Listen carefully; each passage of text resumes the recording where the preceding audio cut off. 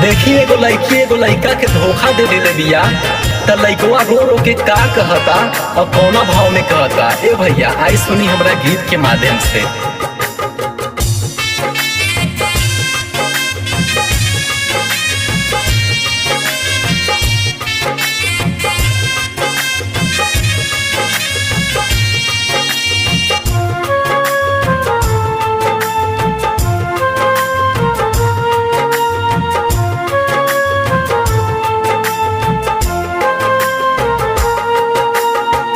हमरा के धोखा दे के गइल तू बिहार से, हमरा के धोखा दे के गइल तू बिहार से।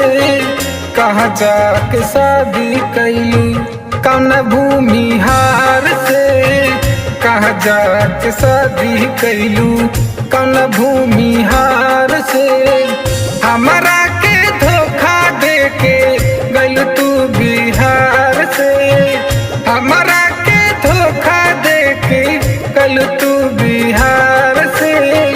कहाँ जाके शादी कैलू कौन भूमिहार से, कहाँ जाके शादी कैलू कौन भूमिहार से, कहाँ जाके शादी कैलू। कैसा हाल है हमारा अब ना पूछो हमसे, फिर से वो कहानी अब ना सुना पाएंगे।